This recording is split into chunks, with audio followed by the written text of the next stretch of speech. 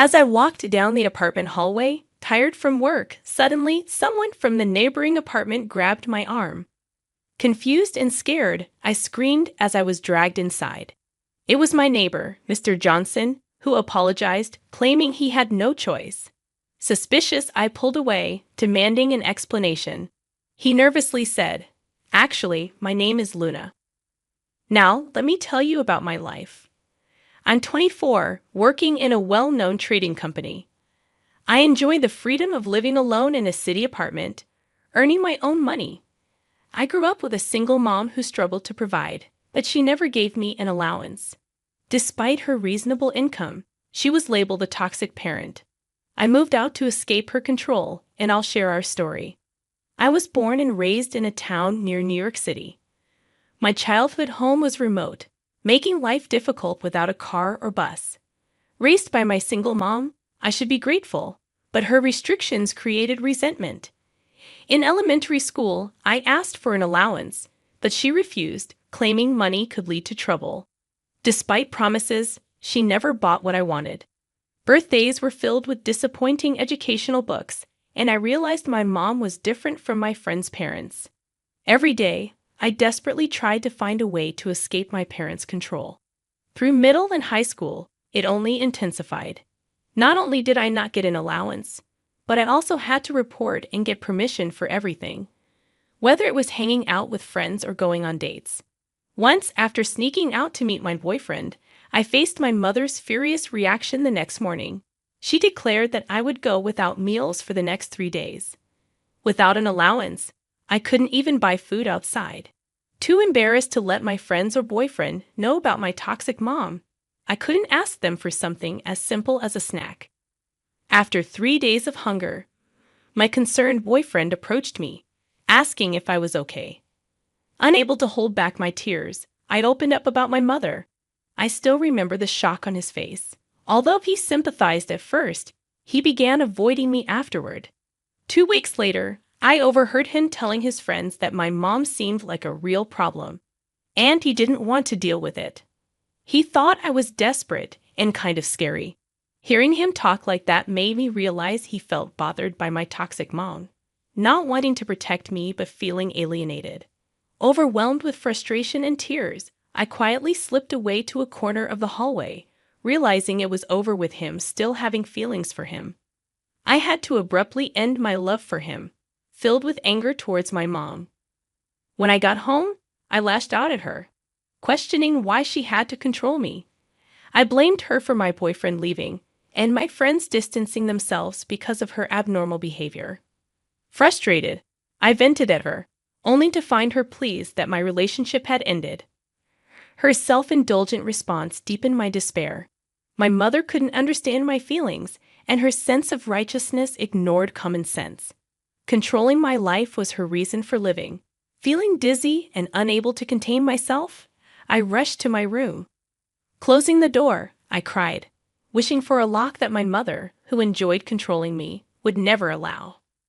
My mother's concerned voice interrupted, asking if I was eating dinner. Her words weighed heavy on my chest. After high school, determined to live alone, I vowed to become a college student. I channeled my frustration into studying for exams as revenge. I secretly started a part-time job, faking my mother's signature. Gradually, I earned scholarships and slipped into the acceptance range of a New York public university. When I finally told my mother about my achievements, she smiled sweetly, praising my hard work. However, her reference to M University, a nearby public university, signaled that I wouldn't be allowed to live on my own. It was just a 20-minute commute from home. Despite choosing a university within New York, my mother insisted on a different one in a neighboring town. This left me feeling uneasy, as she continued trying to control me even as I was about to become a college student. Rejecting the idea of M University, I expressed my desire for our chosen university. In response, my mother sternly dismissed it, insisting on M University and questioning my chances of getting in. Frustrated and unable to hold back tears, I turned away from my mother and rushed to my room. Even as a college student, I couldn't escape her control. Balancing exams and part-time work was tough. And despite my efforts, it all seemed unnecessary.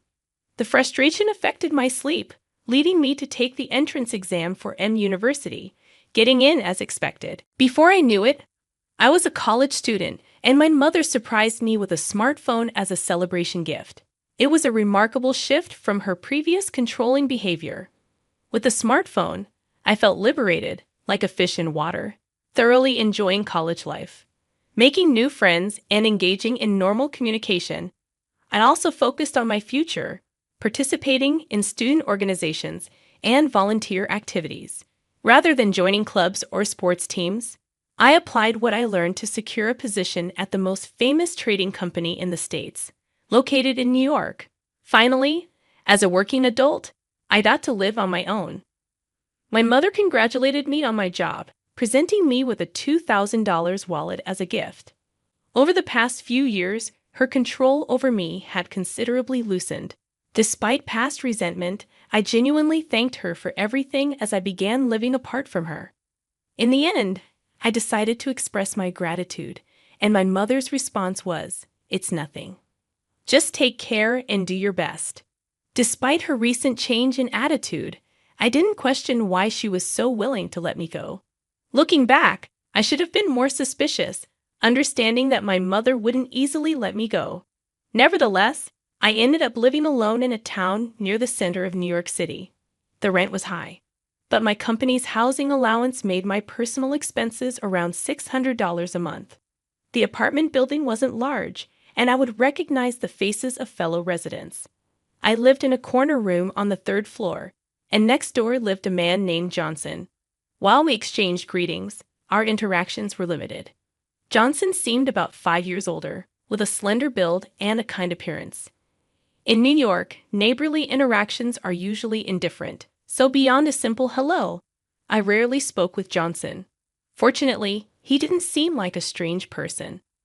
I kept my apartment secret from my mother, as I didn't want her showing up unannounced. When she asked about my address, I simply said, "I'll be back soon," and left it at that. She seemed a bit down but accepted it, saying, "Well, that's fine." Despite being focused on my work computer, my mother frequently called or texted me. During work, I received calls that interrupted my concentration, leading to irritation. The demanding job at the trading company, coupled with my mother's constant calls, made the situation challenging. Not just calls, but she kept sending messages, resulting in a flood of unread notifications. A chill ran down my spine, and a concerned colleague noticed my strained expression. I reassured them, "It's nothing," and managed to maintain composure, continuing my work. 2 years passed in this manner, and at the age of 24, my second-year salary was remarkably high. Earning money independently brought me deep joy. Gradually, I became more engrossed in work, increasingly ignoring calls from my mother. Since she didn't know where I lived, there was no chance of running into her unless I went home. The image of my mother slowly faded from my life, and I finally felt like I was living my own life. One day, after drinks with colleagues, I was tipsier than usual on my way home. Around 10 p.m., as I reached the third floor of my apartment building, I staggered towards my corner room, mumbling about another long day at work. Suddenly, a man's voice called out, "Luna, over here for a sec." I felt someone grab my arm from the next-door apartment entrance. In a moment of confusion, I screamed and was dragged inside. Furious, I shouted, "What on earth are you doing? I'm going to call the cops." My neighbor, Mr. Johnson, apologized, claiming he had no other choice. Suspicious, I shook off his grip and accused him of planning something. In the midst of my panic, Mr. Johnson urged me to calm down. However, his next words made me shudder. "I saw someone break into your apartment." Although I immediately thought it might be a trap, Johnson looked serious. Unfamiliar with such situations, I was more afraid of him than anything and tried to escape. Startled by his intense tone, I hesitated, and he urgently pleaded for me to wait, emphasizing the danger outside. At a crossroads and unsure whether to believe him, I saw desperation in Johnson's eyes. Though we had barely spoken, his eyes seemed direct and sincere. It was just a hunch, but I felt inclined to listen to him. Trembling, I asked about the break-in details, and Johnson began to explain. I couldn't see clearly, but the person wore all black, with long sleeves and pants, looking suspicious. I'd seen someone similar around the apartment complex before, thinking they were just another resident. About 3 hours ago, when I came home, I saw that person entering your apartment, and that's when I thought something was off. It's 10 p.m. now, so around 7 o'clock p.m. Wearing all black clothes in July isn't comfortable. However, the key issue is how someone could enter my house without having a key. Initially, I thought it might be a friend or your boyfriend, Luna, so I didn't pay much attention. However, when I heard you coming home just a while ago, I got shocked. Even if they were a friend or boyfriend, staying alone in someone else's home for 3 hours seemed strange. It hit me that this person could be dangerous, so I decided to stop you. Mr. Johnson's words made me tremble violently. If what he was saying was true, the intruder might still be hiding in my apartment. I haven't given my keys to anyone, don't have a boyfriend, and haven't made plans with any friends, ever since a harsh experience with a boyfriend in high school. I've avoided dating men, so I currently don't have a romantic partner or close friends nearby. Who could be breaking into my home? Luna, please calm down and listen. Have you been stalked by anyone recently? Johnson asked, trying to soothe my agitation. Stalked? No, nothing like that. I had no recollection of such a thing, but it was possible someone was stalking me without my knowledge. Maybe you just haven't noticed, but the perpetrator could have been acting this way for a while. Is there anyone, perhaps a romantic partner, with whom you had a falling out or argument? When Mr. Johnson asked me that, I thought about the men around me.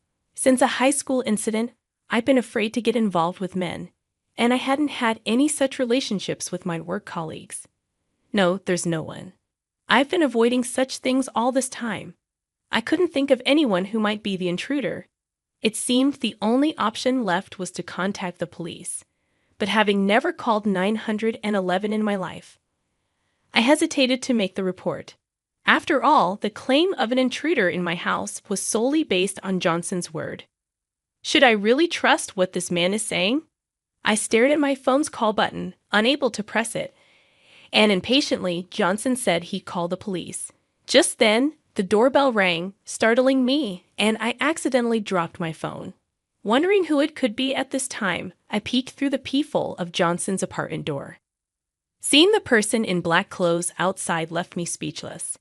Mr. Johnson's voice was trembling too. He must be scared as well. Trying to steady my shaking body, I answered, "It's my mother." To Mr. Johnson, my response might have seemed anticlimactic. However, the fact that my mother was standing in front of Johnson's door next to my apartment brought an unbelievable amount of fear. What's going on? Mr. Johnson's voice trembled as well. Could it be that the person I mistook for a stalker was your mother? If so, I'm really sorry. That's a huge misunderstanding. I apologize.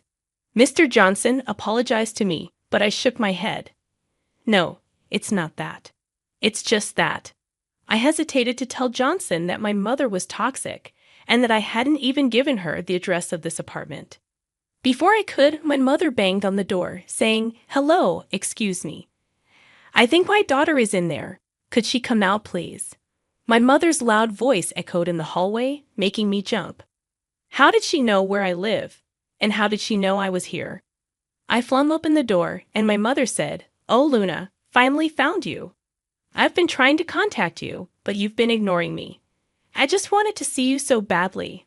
I came here. Aren't you coming home yet?" Seeing my mother standing there as if it were the most natural thing made me feel nauseous. "Mom, how did you know where I live? And how did you know I was here?" I had so many questions, dressed all in black, just like Johnson described, like a stalker. And how did she know where my house and whereabouts were? Why was she sneaking around behind my back? Well, that's easy. I put GPS trackers in that smartphone and wallet. I was shocked by my mother's revelation. The smartphone and wallet were gifts for my mother for special occasions. I had been using the same smartphone for about 6 years, which means I've been monitored by my mother all this time. A chill ran down my spine, and I swallowed hard. At first, it was just a smartphone, but you sometimes leave it at home, right? So I thought if I put GPS trackers in both the phone and the wallet, you'd always have one with you. You're my precious daughter, Luna. I've always been worried about you, thinking what if something dangerous happened. Watching my mother speak so nonchalantly, I completely lost my composure. I thought that becoming a working adult meant I had finally gained true freedom, earning my own money, doing what I wanted when I wanted. I thought I could enjoy such basic freedoms that everyone else takes for granted. But it turned out I was just dancing in the palm of my mother's hand all along. If this continues, my life will forever be controlled by my mother. I can't stand that. I was done having my life thrown into disarray by my mother. Mom. I called out to her in a very calm voice. My mother responded in her usual clueless tone. Yes, what is it? I'm never going back home again, Mom. Whenever I'm with you, I feel like I'm always being restrained. It's always been like that, hasn't it? You call me your precious daughter, your beloved daughter, but you've stifled everything I wanted to do. You neatly clipped my wings every time I tried to spread them, using worry as a plausible excuse. Each time, it hurt me deeply and caused me great pain. I am not your possession, Mom. I have my own will as a person, and I don't want it to be tainted by anyone else. So, Mom, let's cut ties. Please don't ever contact me again or come to see me. In a final outburst, I shouted all my feelings at her. My mother, hearing my declaration of cutting ties for the first time, visibly paled. She must have been shocked to be defied like this, always assuming I would comply with her cutting ties. What? Why, I'm your mother, Luna. Look, I didn't come today to restrain you. That's right. I just thought of borrowing some money from you. That's all I came for. My mother, now in disarray, suddenly claimed she wanted to borrow money, which made no sense. Money? What are you talking about, Mom? Are you in debt? Were you planning to steal money from your daughter, who earns a lot? You never intended to borrow, did you? You sneaked into my apartment to steal money, right? Everything clicked about why she had been in my apartment for 3 hours. If she really wanted to see me, she would have called or texted. But there was no contact from her today. She must have planned to steal from me and then see me afterward. But I don't keep cash at home. My bank books are hidden where they can't be easily found. Frustrated that she couldn't fulfill her intention to steal, she just wanted to satisfy her desire to see me and came next door. Thinking this, I felt disgusted, even considering her as my mother. No, I just wanted to borrow a little. My mother, used to such confrontations, began to panic. I couldn't trust a single word she said anymore. Gathering all my strength, I yelled at her again, enough. A person who tries to steal from her own daughter is not a mother. Never show your face to me again. I'm canceling my phone. Goodbye. Ignoring my mother's wide-eyed expression, I forcefully shut Johnson's door. For a while, she kept shouting, Luna, I'm sorry. Please open the door. It seemed the neighbors found the commotion suspicious and called the police. I heard the sirens of a patrol car and my mother arguing with the police in the hallway. The police managed to take her out of the building. Exhausted, I slumped to the ground. Are you okay? Mr. Johnson asked, looking at me with concern. I'm sorry for involving you in a family fight because of my mother. No, it's okay. Just rest for today. Thankful for Mr. Johnson's kindness, I returned to my room and crawled into bed. I decided to sleep without thinking about anything. My consciousness slowly faded into darkness. As for what happened afterward, I separated my family register from my mother's to create some distance. Though legally I couldn't cut ties completely with my biological parent, having my name removed from her family register made me feel like I had escaped her control, and I felt a sense of relief. Furthermore, I threw away the smartphone and wallet my mother gave me, replaced them with new ones, and moved to a different apartment. Of course, I haven't shared my new phone number with my mother. Now she won't be able to pinpoint my whereabouts. After that incident at my apartment, my mother, who had received a stern warning from the police for causing a disturbance, apparently became reclusive. As she confessed, after I left home and started working, She indulged in high-end brands of clothes and bags to distract herself from loneliness, accumulating considerable debt. Eventually, she ran out of living expenses and resorted to borrowing from high-end lenders. She is now troubled daily by debt collectors. However, I couldn't bring myself to help her. The fact that she had controlled and monitored me, even using GPS, is a shocking event that I can never forgive and is etched in my heart. If cutting ties with her serves as a punishment for her, so be it. I plan to live in a world without my mother.